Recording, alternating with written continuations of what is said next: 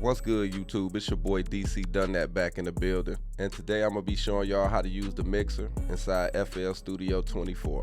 Okay, this first drop down menu right here is gonna be your mixer options. If you want to rename, change the color, or add an icon to a track, route channels to a track, or group channels together, this will be where you do it at. This second button right here is your multi-touch control. And what this does is allow you to move faders and other mixer controls using touch points on the screen if you got a touch screen device.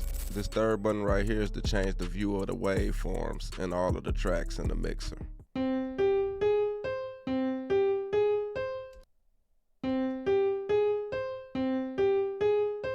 This fourth button is to view the extra volume and stereo properties. This button right here is to just take the track inspector on or off the screen. This drop down menu right here is for the mixer layout. Right now I got it set to wide. If you need it wider than that, you can set it to wide 2 or 3. If you want to view a lot of tracks, you can put it on compact. You got a bunch of different options. You can pretty much do whatever works for you. Right here is your current track, and this will be where you find your main velocity meter.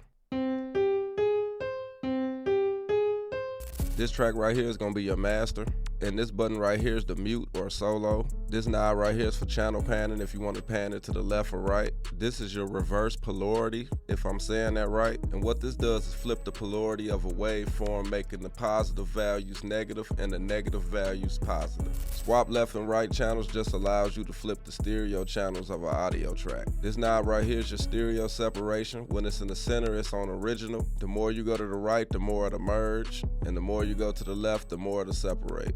This button right here is your track latency. Track latency is the delay between when the sound is triggered on a track and when it's heard in FL Studio. This button right here is the armor track for recording. When you left click it, it'll turn red, letting you know that you're ready to record. This arrow down here just shows you whatever tracks that you got this track linked to. This the master track, so it's not linked to any tracks at all. But if I click on this first track, you can see it's linked to the master track. And all of the tracks are linked to the master track. And all of these knobs and functions that I just showed you how to use on the master track, you're gonna use all of those the same on any track that's inside the mixer.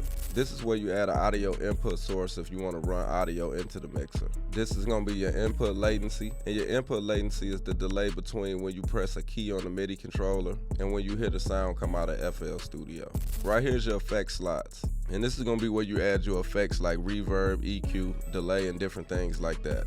To add an effect, just click on the slot options and find the effect that you want to add.